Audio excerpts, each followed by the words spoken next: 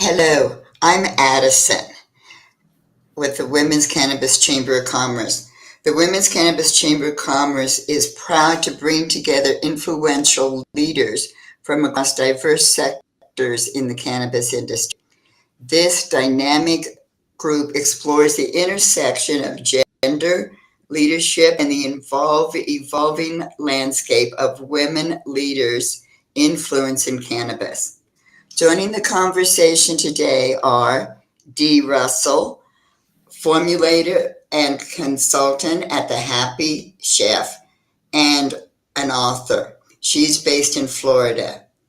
Angie Rulalard, author of Pot for the People, The Plant, the People, and Shop Policies of Cannabis, and the Bud Tender's Blueprint, Compassion and Chemistry at the Cannabis Counter, and she is a cannabis educator based in Detroit. Sarah Salazar, the founder and CEO of Brandwave Marketing, providing creative merch, print, and brand strategy with a purpose, based in Las Vegas. These women all made a conscious decision to transition out of established careers into the cannabis space. They became advocates and educators. They have not limited their careers or business to one state. All three are national. In the 40s and the 50s and the 1960s, leadership was largely defined by control and top down communication.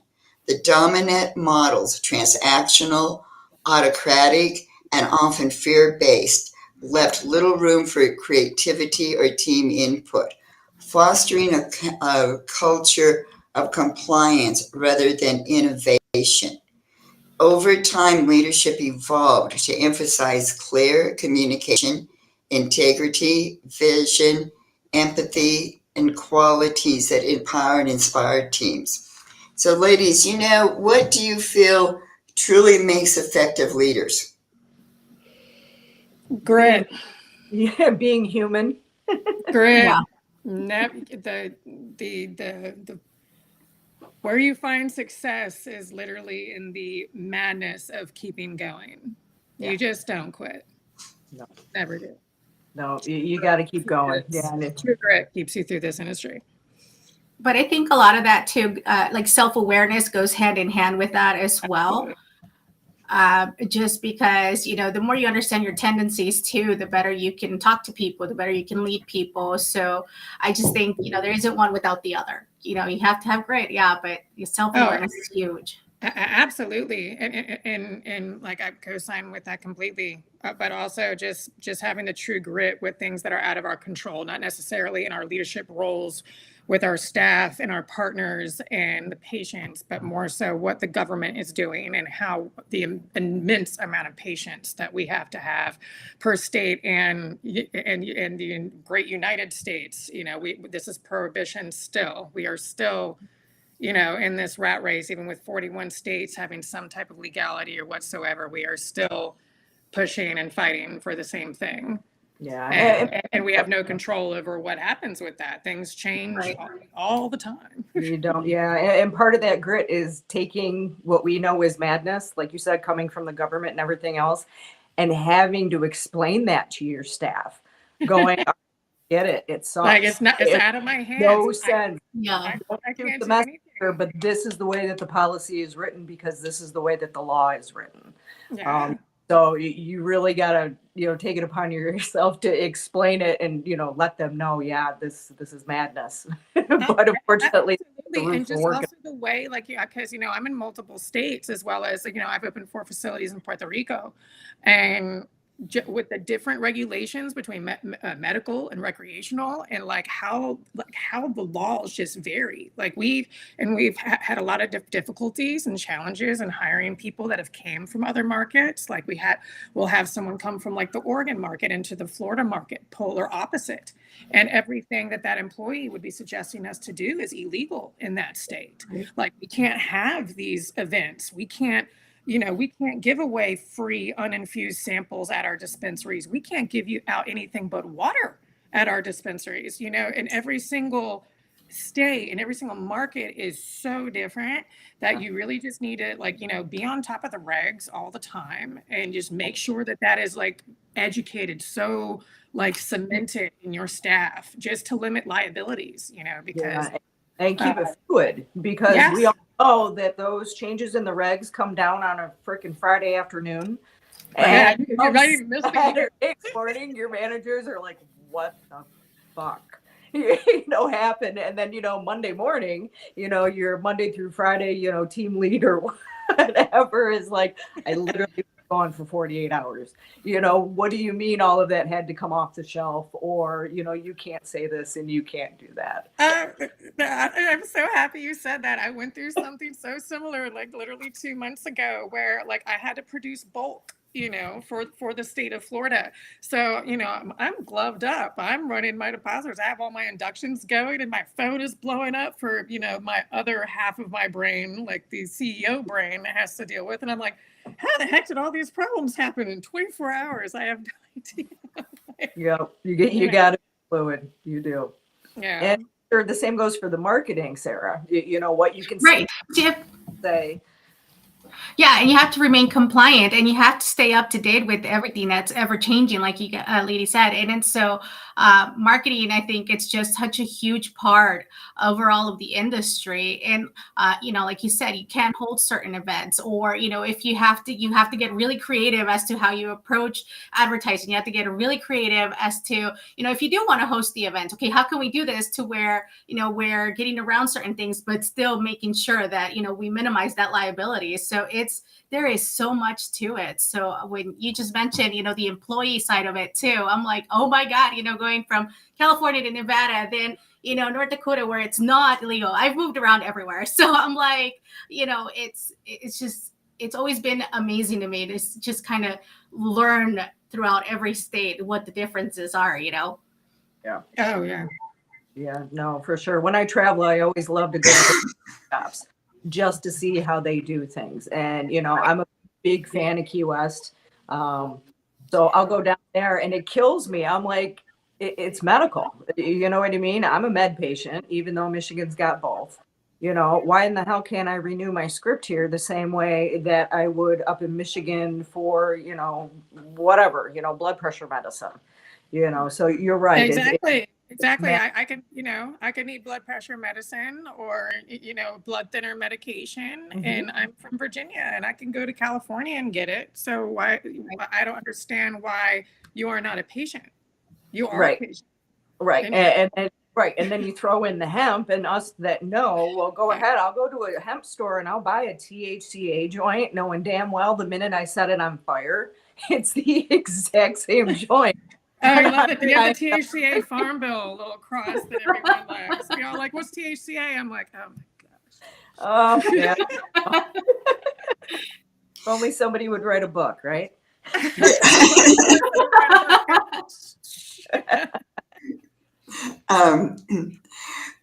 So now all three of you interact with people from all segments of the cannabis industry. So, we know what male leadership looks like.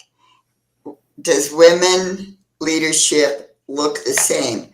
Because I believe that every woman's a leader, whether she realizes it or not, just like every woman's a good negotiator.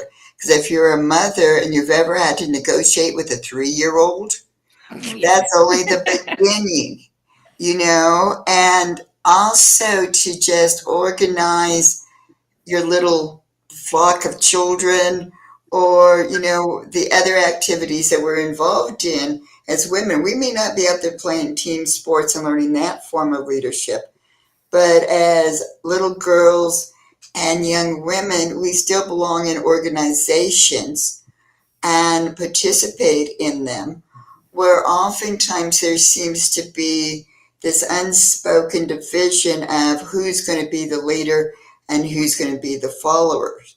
Now, maybe it's because the Women's Cannabis Chamber of Commerce the members are professional women who really had a lot of courage to get into this industry. Because one of the questions I always feel like I should ask people is, why the fuck did you do this? You already had a career, life was good. So, we're bringing a lot of leadership into this. is that, so in dealing with both men and women in what you do you see women as leaders? And then the follow-up question on that is, do you see yourself as leaders? Yeah, I believe both. Uh, Women are leaders. Sometimes we don't always speak up as much as we'd like to, depending on the situation in the room that we're in. Um, And we and should. I think we should be more outspoken. I grew up with a bunch of men in my life, and I work in male-dominated fields for the most part. So I'm constantly having to deal with men, and it gets down to the point where they think you're flirting with them, or you're trying to kind of make an advance. But it's like, no, I am who I am. I'm trying to make a sale here. I'm trying to sell you a product. right. And so Addison, you mentioned that, we know how to negotiate. I think we come into everything with empathy, and, those organization skills that we already have. And so, but again, because these are male dominated fields, and seeing the rise of all the women right now, and to me, it's been when I get to see all of you at MJ Biz, or, when everybody comes into town, I'm like, oh my God, like, it's just so many women that I look up to. And so it's just really, making sure that we support these women. So well, first off, let me just go ahead and wish Happy Bosses Day, bitches, because it's like National Bosses Day today. And I'm talking to three beautiful bosses in the cannabis space. And I definitely agree with you, ladies. I also believe that I think it's up to the individual. When it comes to the genders, because I have received an enormous amount of respect from other men in the industry, and treated as a complete equal. I have definitely had that happen numerous times.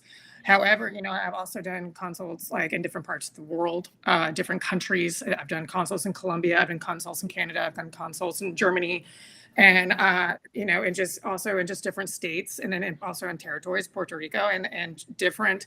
It really depends on the person. I have had clients that were sexist and chauvinists and did not treat me with respect. I have literally gone to go look at buildings with B-roll and Kinji, my business partners in California, and I've gone to go look at a facility that we were going to look into leasing for manufacturing, and the guy that's leasing us the building, he's asking all like extraction questions and manufacturing questions, which that's my department. Kenji is the cultivator and I'm the manufacturer, and that him and B Real would just be like, talk to D. That's a D question, and he would just not look at me. He would just not.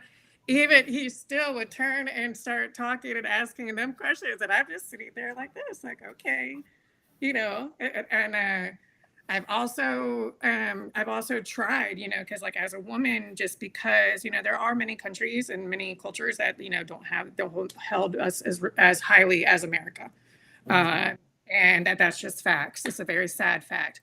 But I've also tried, we have to put up our boundaries, like women, like as to protect ourselves even more in this space, because business is cutthroat and ruthless, and there's a lot of unnecessary nastiness.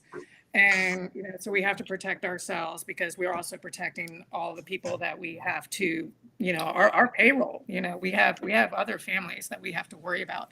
And I've also noticed, doing business with men, that I've tried to be just really, really blunt. That's how we roll, like very straightforward and very business. And I've literally had the guy come back being like, you sound mean, like why did you say that? I was like, I literally told you what needed to be done with a period. Like, what do I need to put an emoji of a monkey and a rainbow and like a smiley face just to freaking have it done? Because you're taking it personal. I think that there's a little bit of that intimidation. If I was a man sending that email, it would have been done like that. But because we are women, going on when what you said, Sarah, they think you're flirting with you, but it's almost like we don't, I've had difficulty walking that line where to be myself and to be in my feminine and to be as a woman and not having to rely on my masculine all the time and just be business and not being perceived as anything else than I want to do business. Right. And I think that's a lot of challenges that women have to face in probably in any business, but in ours a lot. because it is. Oh, in the cannabis industry, the issues that women face, they have always existed. What surprised me is that they're more predominant in the cannabis industry than any other industry. The way women are not respected, but also the sexual harassment Yeah. and just harassment in general. Now, in my introduction, the one thing that I think is a big red flag, and I wasn't going to go down this road, but this seems like, this this feels like a segue to go into that. When I stated that in the 40s, 50s, and 60s, the leadership was largely defined by control and top-down communication, and it was transactional, autocratic, and fear-based. Now, I grew up during that. I was around in some of those time periods. And in the, yeah, these video Showing off calls, again, aren't you, Addison? excuse me, Show her off, girl. um, and these video things just make me look a lot better than I do in person. So, but I grew up during that time period, and oftentimes in conversations over the years with both women and also with young men in the cannabis industry, the term old white men is used. And I believe because we have a lot of men in the industry that comes from my age group, that this is how they're dealing with leadership, and this is how they're dealing with management. And where it is defined by control, and they expect compliance. And maybe that worked for some in my generation, but it changed with my generation. And what we have now are women like the three of you who are going, oh, hell no, we're not playing that game. We're coming in with our own rules or on our own ground. And again, I don't know why I encourage women to go in the cannabis industry, but I encourage them to really think it through, because it's not easy. And it's not easy for us at all. It's Not for not the weak. easy. Oh, and the one thing that you brought up immediately when you were talking about grit in the last leadership think tank, the first thing that they started with was tenacity. That what you need in this business is tenacity, and then empathy was the second one. And I think that, the message there is, if you're getting into this, you better be into this for the long run. You just Yeah. don't get in this and change careers in the middle of it. Also, it's hard to change careers when on your resume you've got 10 years in the cannabis industry. Yeah, I have a 16-year gap myself, and then I also got branded, with my tattoos. So it's not, Those are pretty cool. that many jobs be like, I got the job stoppers right here. That's if they know. I'm married to it. Right. But it is a commitment, and it does require that as women that we step up and we speak out. And right there, I think, is a big factor in leadership, because a leader steps up and they speak out. Yeah, you got to take up space. Right. And us that came from the black market and now have moved to the other side of the regulated fence. Back in the black market, it was almost 100% men. And Oh, it yeah. was just, and there was no regulation. There was no OSHA. There was nobody that your boss couldn't tell you had a nice ass. No, but there were people with guns. Yeah, yes. And then these days, yeah, you're trying to break, and the people who do this, I mean, they're boys, they're not men, and trying to break these boys of these habits, you know what I mean? Oh yeah, they went from the underground to the spotlight, and Right. and so they had to kind of transition too. And Yeah, because now like people you can really brag about what we did back then. Exactly. No, exactly. And trying to get them to change that, and at the same turn, I always ran into, I worked for a shop where there were 3 major partners, and they were all these big, strong, athletic, strapping men. And it took them forever to understand that I had a sense of humor and that I wasn't offended by everything that came out of their fucking mouth. Right? have I to work in the pussy kitchen. I'm around me. used to that shit. Right. Yeah. You but throw some personality in there. Trust me, I'll be the first to let you know if you cross that line. And and I was, Hey, I'll teach you manners do. for a little bit, and Right. but honestly, like we've all heard banter and everything probably since Yeah. the time, but probably since we're teens. Mm-hmm. It's just something, being only women are taught since the time that we were 6 to like beware of where somebody touched you. Like only women have to walk with their Yeah. keys in between their fingers, like Wolverine when they go to their car in the middle of the day. Try being in the cannabis space and having a large sum of cash, and then All having that. to have to Oh, deal with yeah. that all the time. And I've been doing this. Like I was in Colorado with the way I used to have to market my edibles 15 years ago. Is we had a regular high and super strength and like times 4, and then all of a sudden milligrams in the labs opened up. Like you're starting with like steep hill and digipath and all, they all the, and all of a sudden it's like, oh, milligrams. Oh, damn, we were way off. Like we just wanted to make sure you felt it, but, we all had to get really You gotta good bring it fast, right. because we didn't have the testing, we didn't have the research, we didn't didn't. have all this beautiful information and education like coming out, like, and that's another thing. I feel like damn near 70% of my job is to keep up with the research that's coming out, like Constant learning. Yeah. constantly, and even the people like my partners out in Florida, like Eden, like another boss woman, Vita, and her husband Nelson. This is my 3rd facility with them. Like seriously, we've been in multiple markets together. We've all and we're all bosses. And I couldn't be more honored to do this with them, because another thing that happens with being an entrepreneur and having to work with so many different characters of clients, I guess, to put it nicely, is that having the same kind of vision, like having the same like overall, like Eden, we're all about like everything's organic, and like me, like all of my products are 100% organic. Like I can't very well call it medicine, like, and I'm in the edible game where food dyes were going in, and every client wanted me to make that edible as cheap as possible. Like we even used to buy like some companies used to buy candy from like whatever it would like circulated like a Sour Patch Kids. I think like Eddie Pure was one of them, and they would spray it, and they would just spray the candy because it was way cheaper than But again, that's I can't call it medicine when these things are linked to so many other ailments, Yeah. and that's responsible. It is. yeah, exactly. But I've had clients that are like, make it as cheap and make it, they don't care.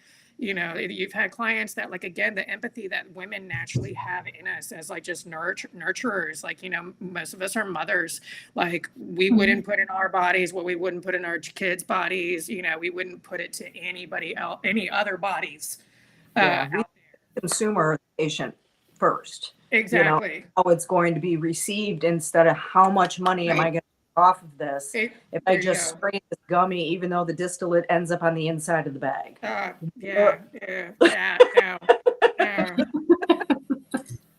If you don't know how to do